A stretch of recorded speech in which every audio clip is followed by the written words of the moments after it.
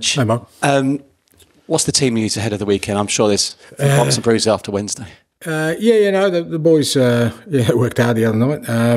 I guess the main one out of that one is Micky, and he has sort of strained a hamstring. It's not too serious, but probably after the international break for him.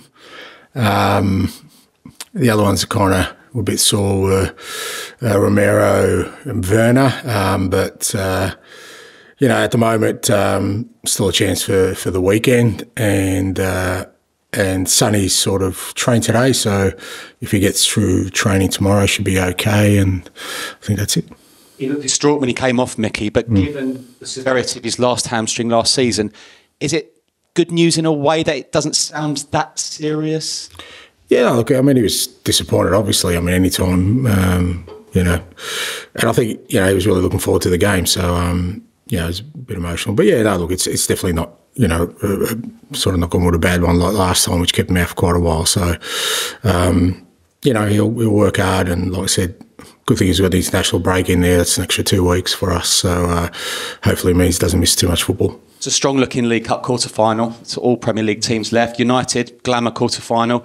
Your reaction to the draw and to new manager Ruben Amorim's appointment?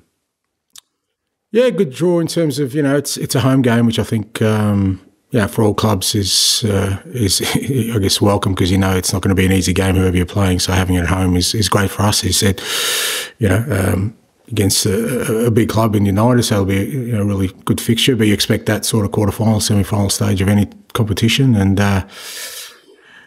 Ollie just heard that Ruben's been appointed, so he'll have his feet firmly under the desk by then, and looking forward to meeting him.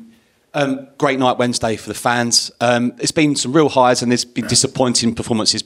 Like Palace might be your most disappointing this season, but is that to be expected as this squad evolves over the last 15 months? Fans, should they expect the odd bad result, bad performance? Look, I don't think it's. I keep saying this is not. Fans are fans. Fans. There isn't a fan around the world that doesn't want their team to always be playing well. So what we have to do, as I said before the game and after the game, is just stay really focused on continuing to evolve into the team we want to be. And at the moment, we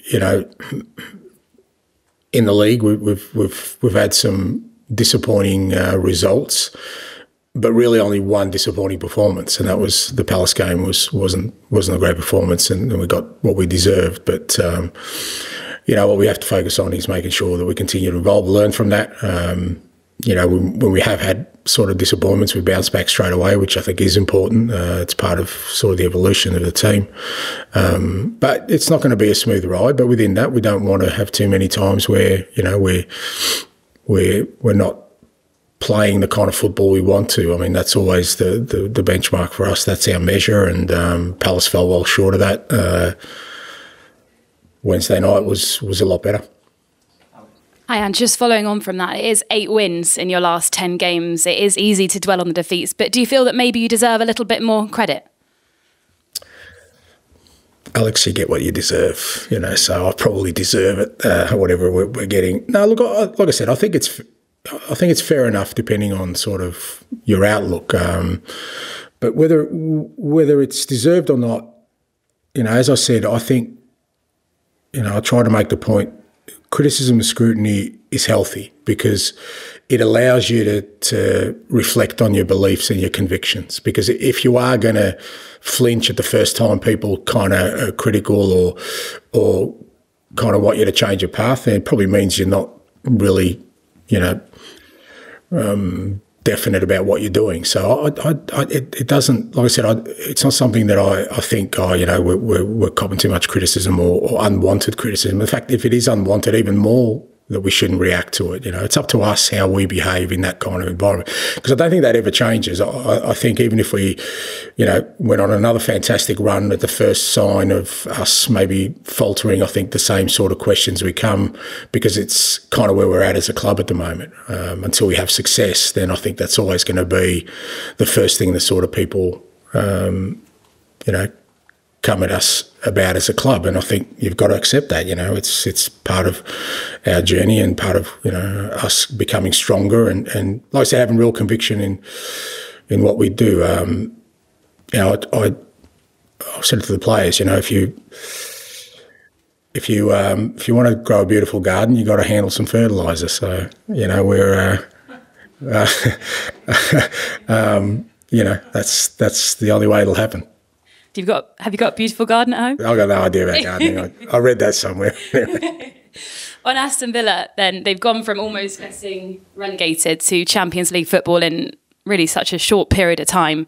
Just how good an appointment was Unai Emery? Yeah, great appointment. But, you know, it shouldn't surprise anyone. He was an outstanding manager before he got there. You know, he'd done an outstanding job, and probably another sort of cautionary tale about writing people off, because when he was at Arsenal, you know, people were quick to be dismissive of him. You know, whilst, you know, other people's memories faded, I think when you're a manager and you see other managers going through what he did, it's firmly imprinted in your mind, and just goes to show you, like I said, he was an outstanding manager before he got to Villa. I think they identified somebody who could come in and you know, really you know, bring their football club to the levels they want to, and he's done that.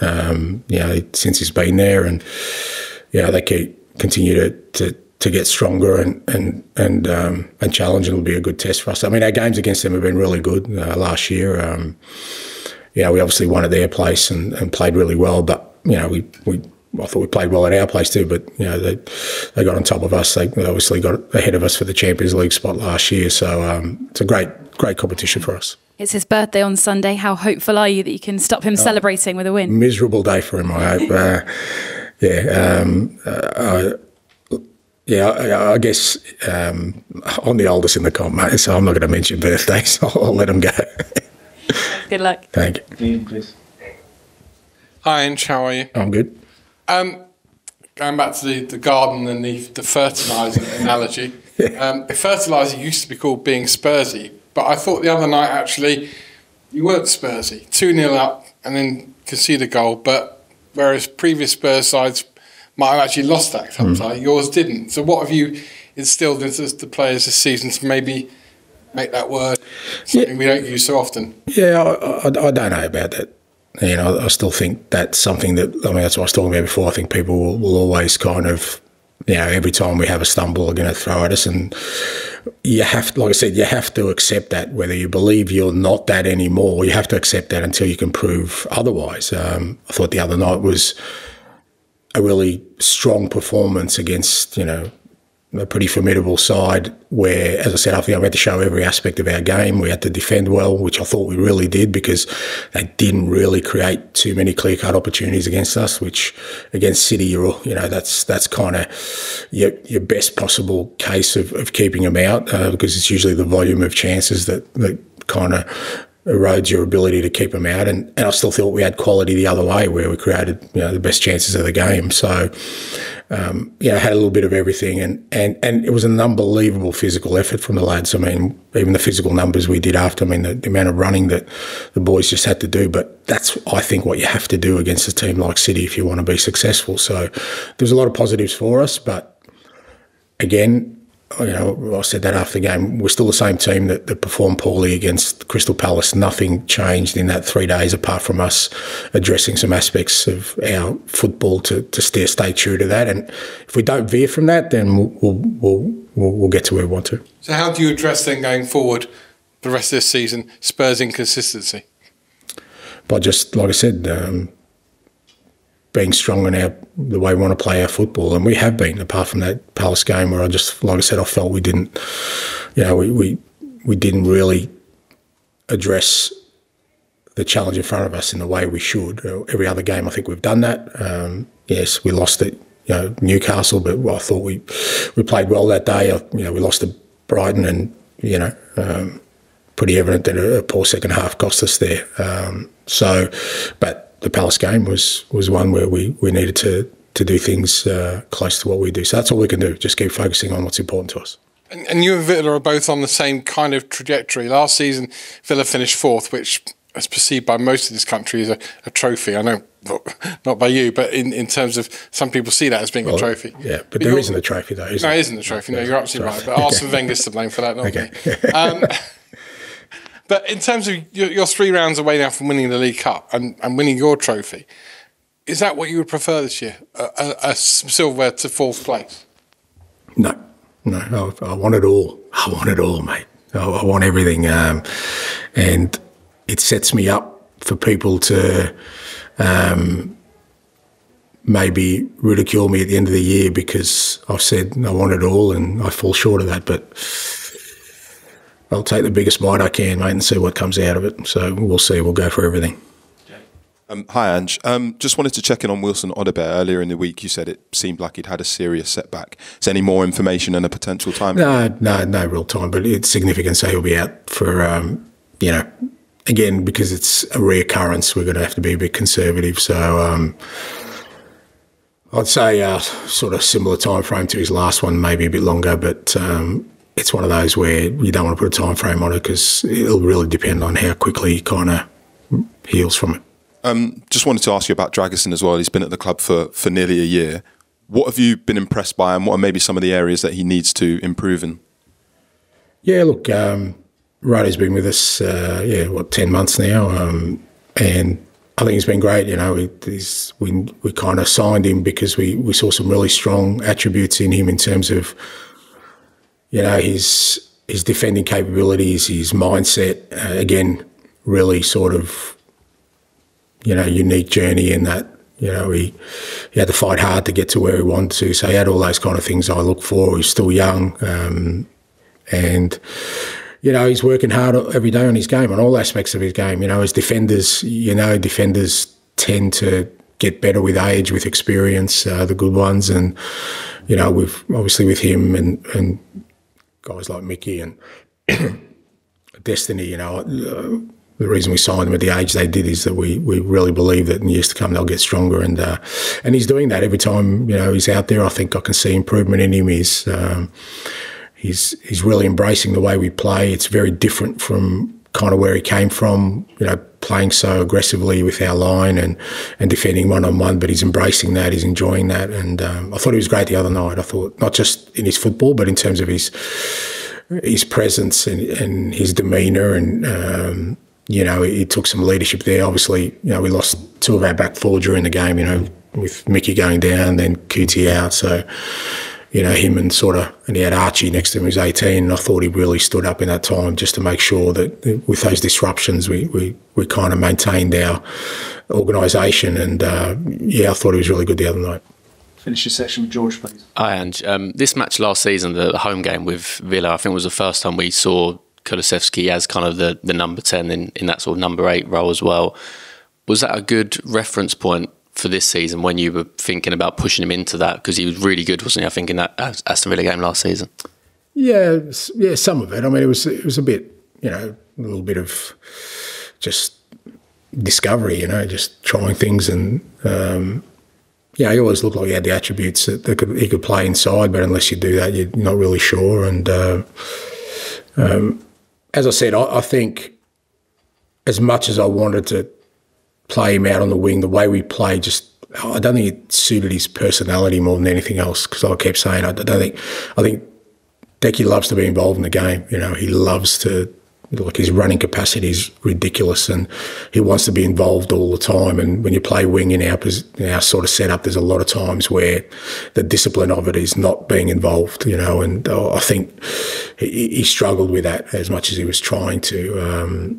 So, like I said, you know, it's through discovery that, you know, he's ended up in the area probably where he's most suited in our football, and he's growing enormously in that. You know, he's improving all the time. Like I said, I think he was disappointed with, you know, his performance at Palace as well. And again, that's part of that journey of him kind of understanding why things didn't click at Palace, and he was back to his best on Wednesday night. Just, you know, when you have that sort of running capacity and you add the quality that he has, it's a hell of a weapon, and you know, it's one we can certainly benefit from. And just funny for me, it was a really special atmosphere on Wednesday, and it feels like sort of Tottenham Hotspur Stadium is turning into a fortress, and obviously your teams have always been associated with home wins. You come in with that record. How sort of pleased are you with the home form? Yeah, it's been strong. It has to be. And the supporters play a big part in that. I thought they were brilliant on Wednesday night, and that's part of it, because if they can generate that energy in the stadium, the players certainly feed off it, and I think it makes oppositions uncomfortable, particularly with the way we play, because we want to be at the opposition all the time, and if the crowd's up as well, it gives the opposition that sense that they can never sort of get composed or recover. So it's a big part of it, and hopefully we continue to grow. Of course, we've got to give our supporters a reason to make that atmosphere. But I think when it goes hand in hand like it did on Wednesday night, it's a great place to be, and it certainly can help us in terms of again becoming the football team we want to.